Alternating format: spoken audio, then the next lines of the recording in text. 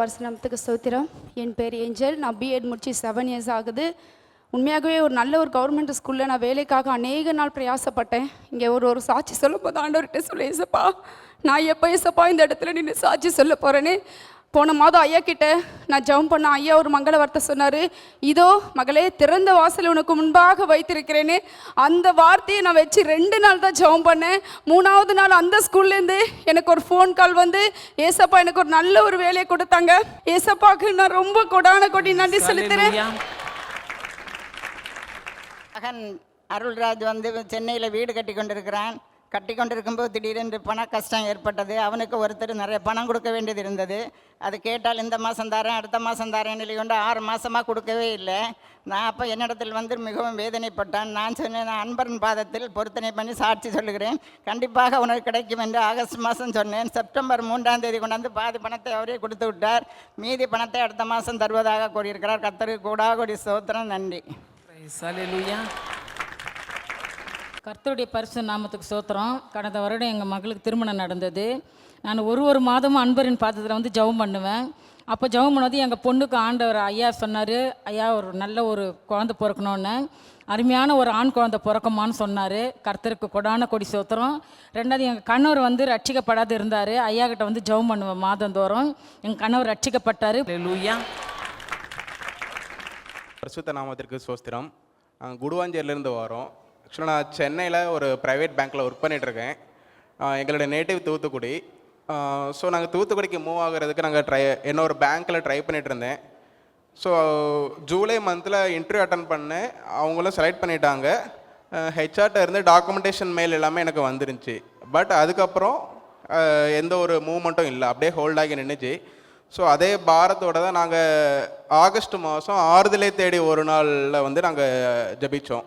So அப்போ நாங்கள் ஜெபிக்கும்போது brother அவங்க எங்களுக்கு தீர்க்க தரிசனமாக 3 வார்த்தைகள் எங்களுக்கு சொன்னாங்க. என்னன்னா, நீங்கள் 3 காரியத்துக்காக ஜெபிச்சுட்டு இருக்கீங்க. அதில் முதல் காரியம் 2வது நிறைவேறும், 2வது காரியம் 1வது நிறைவேறும், 3வது காரியம் நிறைவேறும்னு சொன்னாங்க. ஸோ அதில் 2வது காரியம் ஜூலை மந்த்து எங்களுக்கு நிறைவேறிச்சு. நாங்கள் எங்களுக்கு ஒரு லேண்ட் வந்து பர்ச்சேஸ் பண்ணோம். அதுக்கு எல்லா பண தேவைகளையும் சந்தித்து ஆண்டவர் அதை எங்களுக்கு வெற்றிகரமாக முடித்து கொடுத்தாரு. முதல் காரியம், அங்கே இந்த ஜாபுக்காக நான் ப்ரேயர் பண்ணிகிட்டு இருந்தேன். ஸோ அங்கிள் சொன்ன இந்த வேர்டு வந்து ஒரு விசுவாசமாக இருந்துச்சு. ஸோ நாங்கள் இதே பிடிச்சு நாங்கள் ஜெபம் பண்ணிகிட்டு இருந்தோம். ஸோ ஆகஸ்ட் மந்தில் ஃபஸ்ட் வீக்கில் நான் பேங்க்கில் கால் பண்ணி கேட்கும்போது, உங்கள் ப்ரொஃபைலை வந்து நாங்கள் ரிஜெக்ட் பண்ணிட்டோன்னு சொல்லிட்டாங்க. ஸோ ஹோல்டில் இருந்துச்சு, அது ரிஜெக்ட் ஆகிருச்சு. எனக்கு ரொம்ப டிசப்பாயின்மெண்ட் ஆகிருச்சு. ஆண்டவரே என்ன இது, அப்போ நாங்கள் தூத்துக்குடிக்கு போக முடியாது, சென்னையில் தான் என்னை ஒர்க் பண்ணணும் அப்படிங்கிற ஒரு சுச்சுவேஷனுக்கு வந்துட்டேன். ஆனால் நாங்கள் பிரதர் சொன்ன அந்த வார்த்தையை விசுவாசித்து நாங்கள் ஜெபம் பண்ணோம்.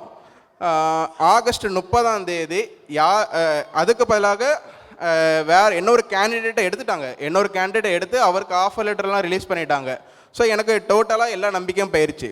ஆனால் ஆகஸ்ட் 30ஆம் தேதி யார் என்னை ரிஜெக்ட் பண்ணாங்களோ அவங்களே எனக்கு கால் பண்ணி, நீங்கள் வந்து ஜாயின் பண்ணிக்கோங்க, எப்போ ஜாயின் பண்ணுறீங்கன்னு கேட்டாங்க.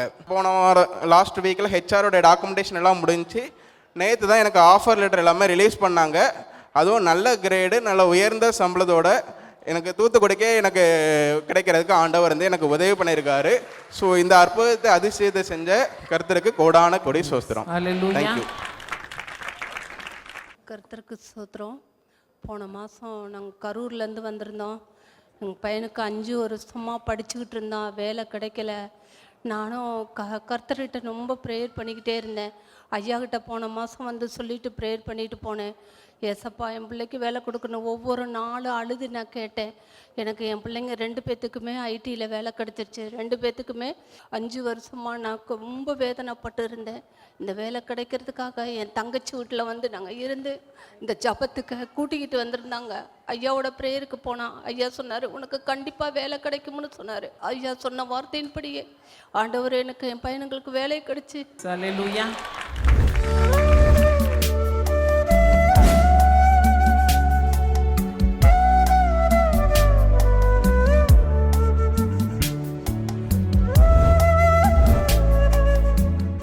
கிறிஸ்துவுக்குள் மிகவும் பிரியமான எனதர்மை சகோதர சகோதரிகளே, நம்மை சிருஷ்டித்தவரும் நம்மை உண்டாக்கினவரும் நம்மை ஒருபோதும் மறந்து போகாதவருமாகிய இயேசு கிறிஸ்துவின் இணையற்ற நாமத்தினாலே உங்கள் எல்லாரையும் வாழ்த்தி ஆசீர்வதிக்கிறேன். அல்லேலூயா. எல்லாரும் சந்தோஷமா இருக்கீங்களா? இந்த நாளிலும் ஆண்டவருடைய பாதப்படியிலே அமர்ந்து, ஆண்டவரே, இந்த பண்டிகையின் மாதத்திலே என் பிள்ளைகளுக்கு என்ன வார்த்தை சொல்ல விரும்புகிறேன், என்ன வார்த்தை சொல்லி என் பிள்ளைகளை ஆசீர்வதிக்க பரலோகம் திட்டம் வைத்திருக்கிறது. கண்ணீரோடு ஜெபத்திலே தரித்திருந்த பொழுது கர்த்தர் நம்மை ஆசீர்வதிக்கும்படி கொடுத்த மங்கள வார்த்தை ஏசாயா தீர்க்கதரிசியின் புஸ்தகம் 43ஆம் அதிகாரம் 1வது வசனம் இப்படியாய் சொல்லுகிறது. இப்போதும் யாக்கோபே உன்னை சிருஷ்டித்தவரும் இஸ்ரவேலே உன்னை உருவாக்கினவருமாகிய கர்த்தர் சொல்லுகிறதாவது பயப்படாதே உன்னை மீட்டுக்கொண்டேன், உன்னை நான் மீட்டுக்கொண்டேன், உன்னை பெயர் சொல்லி அழைத்தேன், உன்னை நான் பெயர் சொல்லி அழைத்திருக்கிறேன், நீ என்னுடையவன். 4 விதமான ஆசீர்வாதங்களை இன்றைக்கு படைத்தவர் நமக்கு இனாமாக அனுப்புகிறேன் என்று சொல்லுகிறார். முதலாவது ஆசீர்வாதம் தைரியம். இனி கோலத்தனை எல்லாத்தையும் ஆண்டவர் தூக்கி எறிகிறார். படைத்தவர் அனுப்புகிற பரிவாரங்களில் முதல் பரிவாரம் தைரியம். ஆமென்.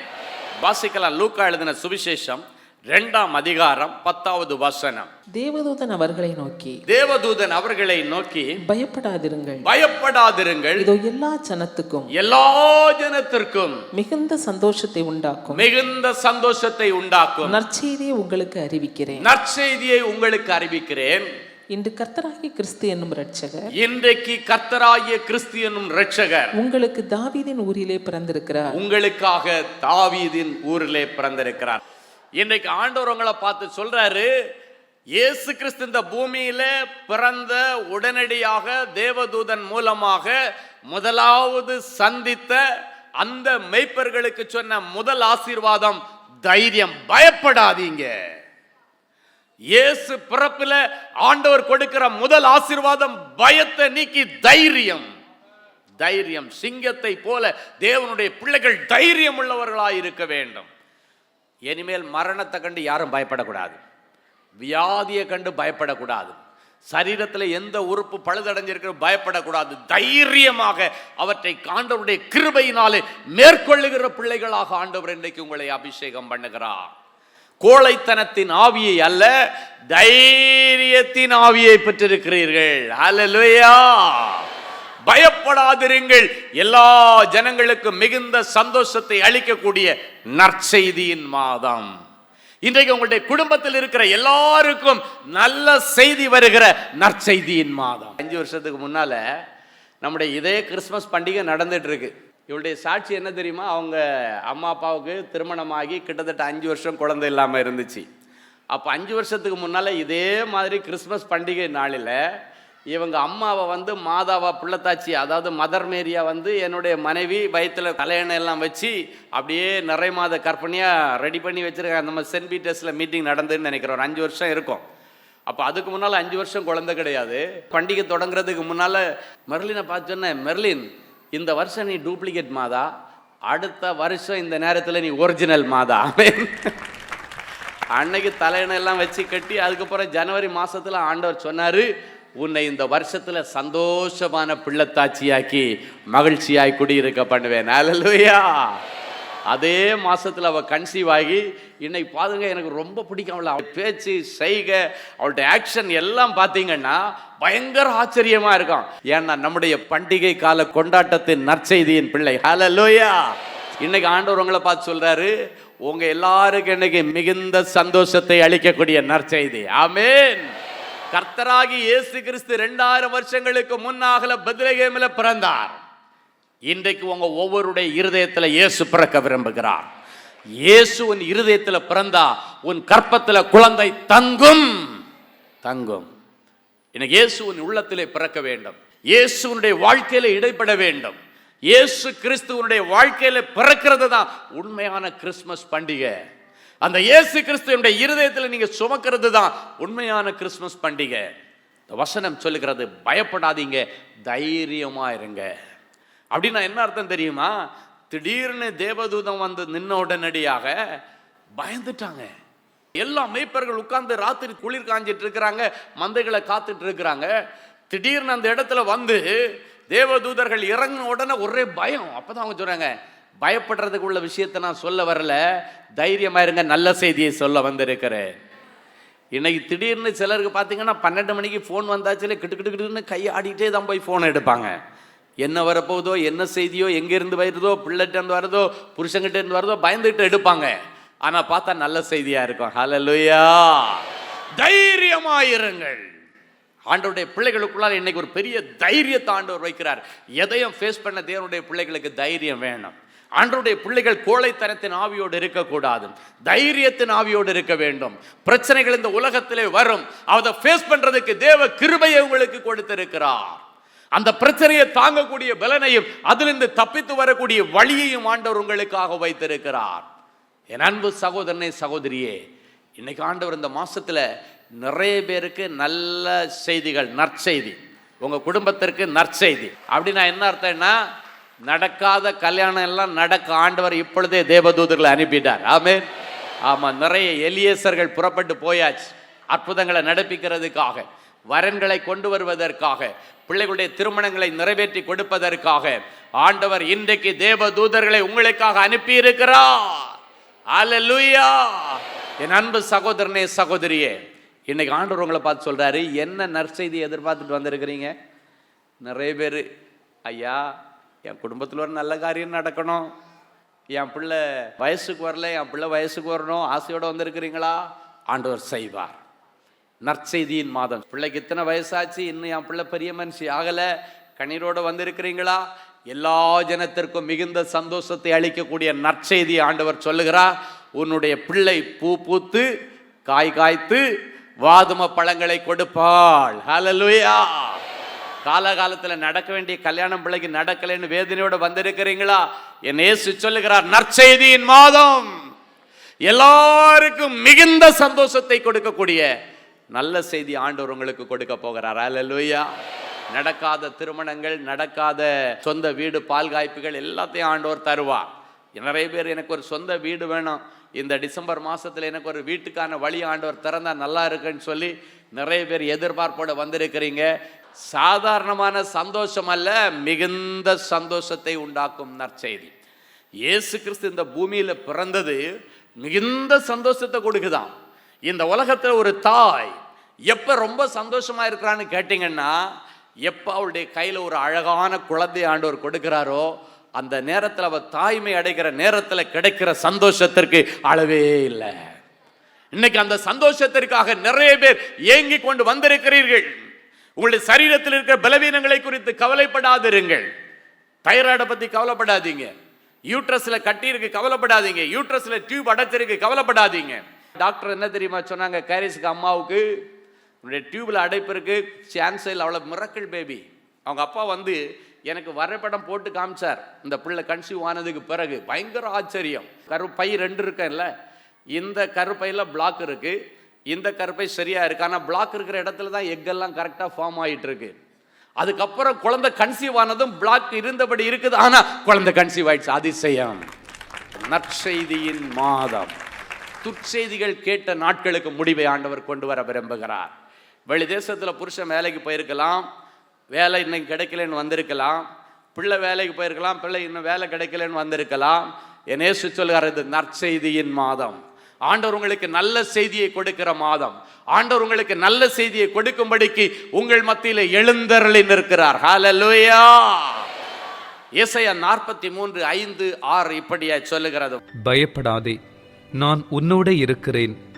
நான் உன் சந்ததியை கிழக்கிலிருந்து வரப்பண்ணி உன்னை மேற்கிலுமிருந்து கூட்டிச் சேர்ப்பேன். நான் வடக்கை நோக்கி கொடு என்றும் தெற்கை நோக்கி வைத்திராதே என்றும் சொல்லி தூரத்திலிருந்து என் குமாரரையும் பூமியின் கடையாந்தரத்திலிருந்து என் குமாரத்திகளையும். இந்த வசனம் சொல்லுகிறது, ஆண்டவர் வடக்க பார்த்து என்ன சொல்றாராம்? கொடு அப்படின்னு சொல்றாராம். தெற்க பார்த்து என்ன சொல்றாராம்? வச்சிராது, அப்படின்னா விடு அப்படின்னு அர்த்தம். வடக்கு திசையை பார்த்து சொல்றாரு கொடு அப்படின்றார். அப்படின்னா உன் கையில் என்ன இருக்கோ அதை நீ பிடிச்சு வச்சிருக்க, இது உனக்கு சொந்தமானதெல்லாம் கொடுத்துரு அப்படின்னு சொல்றாரு. தெற்க பார்த்து சொல்றாரு, வச்சிருக்கிறது ஒன்னதில்ல, அடுத்தவங்களது வைத்திராதே, அப்படின்னா விடு அப்படின்னு சொல்றாரு. தீர்க்க தரிசனமான வார்த்தைகள். எதெல்லாம் உங்களுது அடுத்தவங்கள்ட்ட மாட்டிட்டு இருக்கோ எல்லாத்தையும் ஆண்டவர் இன்னைக்கு விடுதலை பண்ணி உன் பிள்ளைகளை கூட்டி சேர்க்கிற நாள், உன் புருஷனை கூட்டி சேர்க்கிற நாள். அதுதான் உன்னுடைய இருதயத்தில் பெரிய பயம். எங்க என் புருஷன் என்ன விட்டுட்டு போயிருவாரோ, என் பிள்ளை என்ன விட்டுட்டு போயிருவாளோ, பயம். பயப்படாதீங்கன்னு சொல்ற அந்த விஷயத்தில் ஆண்டவர் இன்றைக்கு தலையிடுகிறார். இவ்வளவு அருமையான வார்த்தைகள் பாருங்க. ஏன்னா ஒரு குடும்ப ஸ்திரீக்கு எப்போ பயம் வரும், ஒரு குடும்ப தாய் தகப்பனுக்கு எப்பொழுது பயம் வரும்? தன்னுடைய வாலிப பிள்ளைய யாராவது சிறப்பிடிச்சு வச்சுட்டாங்கன்னா, யாரோ ஒருத்தருடைய வலையில் அந்த பிள்ளை போய் மாட்டிருச்சுன்னா, இந்த தாய் தகப்பன் வடிக்கிற கண்ணீருக்கு அளவே இல்லை. எந்த நஷ்டம் வந்தாலும் ஒரு தாய் தாங்குவாள், என்ன பிரச்சனை வந்தாலும் ஒரு தகப்பன் தாங்குவாள். ஆனால் பிள்ளையுடைய ஒரு பிரச்சனை என்று சொன்னால் தாய் தகப்பனால தாங்க முடியாது. அழுது கொண்டு வந்திருக்கிற தாய் தகப்பன்மார்களை நாவியிலே பார்க்கிறேன். பிள்ளைய விடு விடு விடு விடு விடுன்னு போய் ஒருத்தியுடைய காலில் விழுந்து நீ கெஞ்சி இருக்கலாம், கையை அப்படியே தள்ளிட்டு போக முடியாது, கொடுக்க முடியாது உன் பிள்ளை என்று சொல்லியிருக்கலாம். இயேசு அவளை பார்த்து சொல்கிறார், விடு, பிள்ளைய விட்டு ரிலீஸ் பண்ண. வேதத்தில் பார்த்தீங்கன்னா ஆபிரகாமுடைய மனைவியை ஒரு முறை அபிமெலேக்கு ராஜா தூக்கிட்டு போயிட்டான். ராஜா தூக்கிட்டு போனதுனால கேள்வி கேட்க முடியவில்லை. ஆபிரகாம் வீட்டில் கிடந்து அழுகிறார், ஆண்டவரே இந்த ராஜாவை யாரும் கேள்வி கேட்க முடியாதா, என்னுடைய மனைவியை தூக்கி கொண்டு போய்விட்டானே. ராத்திரி நேரம் வந்தது. ஒரு ராஜா எதற்காக ஸ்திரீகளை தூக்கி கொண்டு போவான் என்று உங்களுக்கு தெரியும். ஆபிரகாம் வீட்டில் நின்று அழுதான், கிடந்து அழுதான். அந்த அழுகையை அபிமெலேக்கு கேட்கல, என் ஆண்டவர் கேட்டார். அவனுடைய அழுகை நியாயமான அழுகை. என்ன நடந்தது தெரியுமா? வசனத்தில் இருக்கிறத அப்படியே சொல்றேன். அவன் மேல கை வைக்காத, அவளை விட்டு அவ இன்னொருத்தனுடைய மனைவி, அவ மேல நீ கை வச்சா நீயும் உன் குடும்பமும் சாகவே சாவீர்கள். இதை விட யாரு எச்சரிக்க முடியும்? தொற்றாத அப்படின்னாரு. அப்படின்னா என்ன அர்த்தம் தெரியுமா? விட்டு தெற்கை பார்த்து வைத்திராதே என்று சொல்லுகிறவ. அவளுக்கு மேல கை வைக்க அவனால முடியுன்றீங்க, ஆடி போயிட்டான். ராத்திரி எப்போ முடியும், விடிய காலம் எப்போ வரும், இவளை கொண்டு போய் சேர்க்க வேண்டிய இடத்துல சேர்த்துடலாம், இவளை விட்டுடலாம், இவளை கொடுக்க வேண்டிய இடத்துல கொடுத்துடலாம் என்று சொல்லி ராத்திரி முழுதும் அவளுக்கு கேடு பண்ண நினைத்தவன், அவளை அனுபவிக்க நினைத்தவன் ராத்திரி முழுதும் அவளுக்கு பாதுகாப்பு கொடுத்து உட்கார்ந்திருந்தான். காலையில் என்ன செய்தான் தெரியுமா? நேர கொண்டு போய் ஆபிரகாமுடைய கையில விட்டு விட்டான். விடு, வடக்கை பார்த்து விடு, தெற்கை பார்த்து வைத்திராதே. இன்னைக்கு ஆண்டவர் உங்களை பார்த்து சொல்றாரு.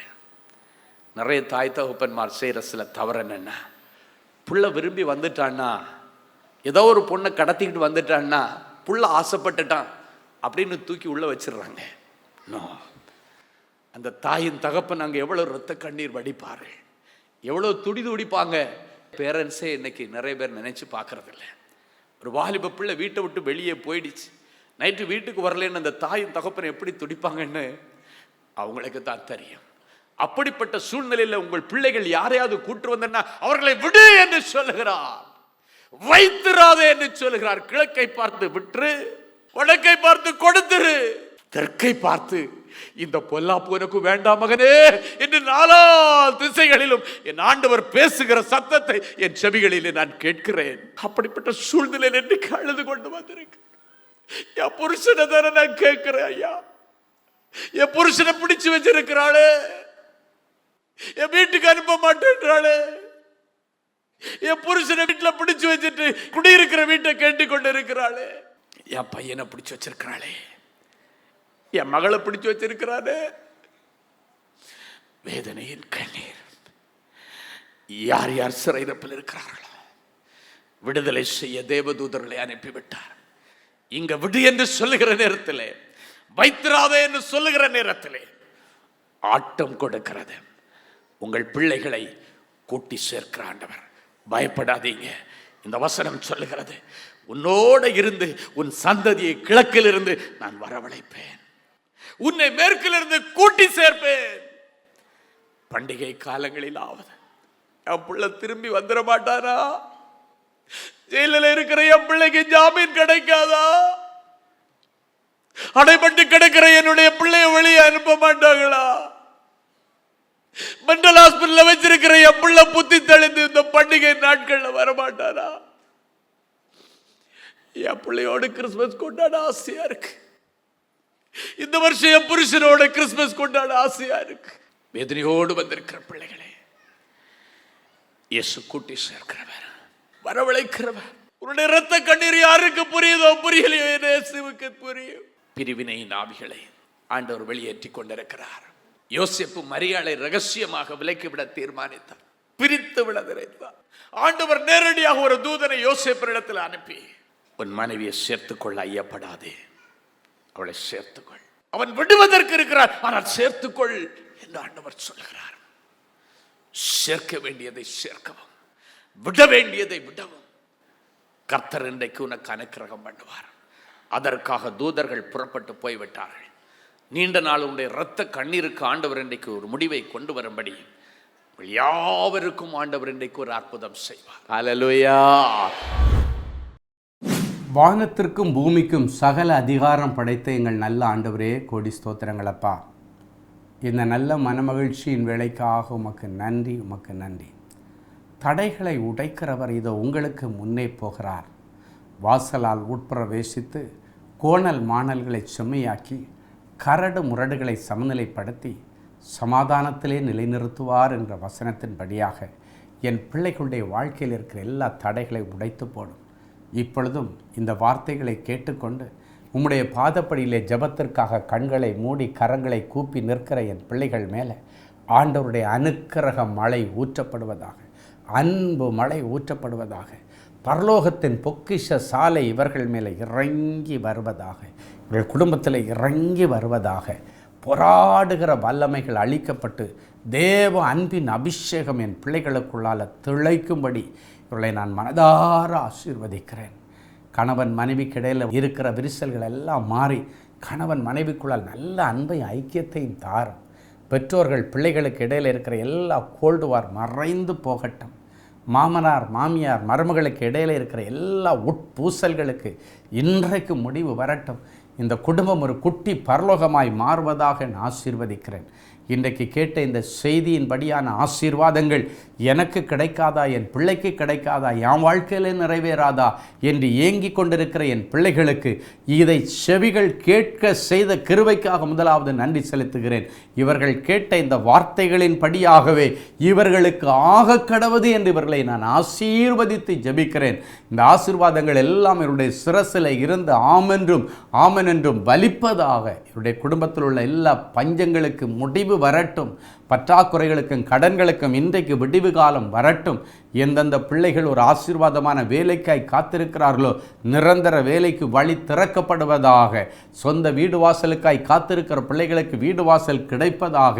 மகிமையான நல் விசேஷம் குடும்பத்தில் நடக்கும்படி ஆசீர்வதிக்கிறேன். திருமண காரியங்களை ஆண்டவரே முன்னணின்னு செய்து வைப்பீராக. அடைக்கப்பட்ட கற்பங்கள் திறக்கப்படுவதாக. சரீரத்தில் உள்ள எல்லா வியாதியின் கட்டுகளை அறுத்து போடுவீராக.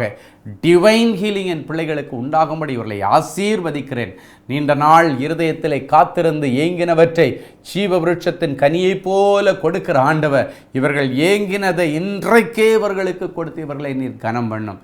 ரட்சிக்கப்படாத குடும்பங்களில் ரட்சிப்பின் வஸ்திரத்தை போர்த்தி ஜபிக்கிறேன். கர்த்தர் அவர்கள் ஒவ்வொருவரையும் ரட்சித்து சபையிலே ஏற்றுக்கொள்ளுகிறதற்காய் ஸ்தோத்திரம். மன மாற்றங்கள் உண்டாகட்டும். இருதயத்தின் கடினங்கள் மாறட்டும். பிள்ளைகளிடத்தில் காணப்படுகிற கடின இருதயம் நீங்கி பிள்ளைகளுடைய இருதயத்தை நவமான புதிய இருதயமாய் மாற்றுவீராக. இருதய வியாதிகள் மாறட்டும். தோல் வியாதிகள் மாறட்டும். தெய்வீக பலனையும் சத்துவத்தையும் கொடுத்து என் பிள்ளைகளை ஆசீர்வதிப்பீராக. இயேசுவின் மூலம் பிதாவே, ஆமென். கிறிஸ்துவுக்குள் அன்பானவர்களே, ஆண்டவராகிய இயேசு கிறிஸ்துவின் இனிய நாமத்தில் அன்பின் வாழ்த்துக்கள்.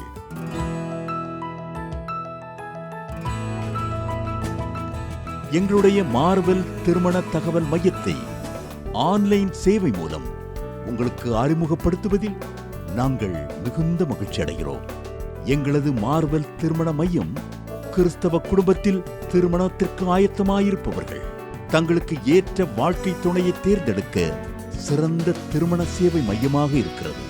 மேலும் மார்வெல் திருமண தகவல் மையத்தில் நீங்கள் பதிவு செய்வதற்கு எங்களது இணையதள முகவரி www.marvelmatrimony.com மற்றும் அலைபேசி எண் 7824855999 என்ற எண்ணிற்கு தொடர்பு கொள்ளலாம்.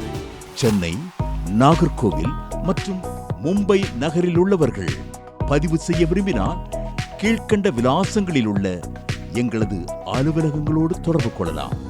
Email info@marvelmatrimony.com. ஆண்டவர் தாமே உங்களை அளவில்லாமல் ஆசீர்வதிப்பாராக. ஜெனசிஸ் கிரியேஷன்ஸ் மீடியா அகாடமியில் 3 மாதங்களில் தொழிற்கல்வி சான்றிதழோடு video editing, videography, photography, drone piloting, studio recording, Photoshop, live streaming, live video mixing and live sound mixing ஆகிய தொழிற்கல்விகள் பயிற்றுவிக்கப்படுகிறது. புது தொழில் நுணுக்கங்களுடன் குறைவான கட்டணத்தில் நிறைவான தொழிற்கல்வி பெற்றுக்கொள்ள உங்கள் எதிர்கால கனவை நினைவாக்க எங்களது ஜெனசிஸ் கிரியேஷன்ஸை இன்றே தொடர்பு கொள்ளுங்கள். மேலும் விவரங்களுக்கு 7824850999 என்ற எண்ணை தொடர்பு கொள்ளுங்கள். அன்பு தேவனுடைய பிள்ளைகளே, இந்நிகழ்ச்சியின் மூலம் நீங்கள் பெற்றுக்கொண்ட ஆசீர்வாதங்களையும் உங்கள் ஜெப விண்ணப்பங்களையும் அனுப்ப வேண்டிய முகவரி தேவனின் அன்பு ஊழியங்கள், எண் 340B பார் 1A 3B1 Vinayak avenue, OMR road, Okkiyam, Thoraipakkam, Chennai 600097. இது இந்தியன் ஆயில் பெட்ரோல் பங்க் எதிரில் அமைந்துள்ளது மற்றும் காக்னிசன்ட் டெக்னாலஜி சொல்யூஷன்ஸ் அருகிலும் அமைந்துள்ளது. மின்னஞ்சல் prayer@godsloveministries.co.in. எங்களது இணையதளம் www.godsloveministries.co.in. மேலும் 24 மணி நேர ஜெப உதவிக்கு 0424544799 மற்றும் 9941950999 என்ற எண்களுக்கு தொடர்பு கொள்ளுங்கள். கர்த்தர் தாமே உங்களை ஆசீர்வதிப்பாராக.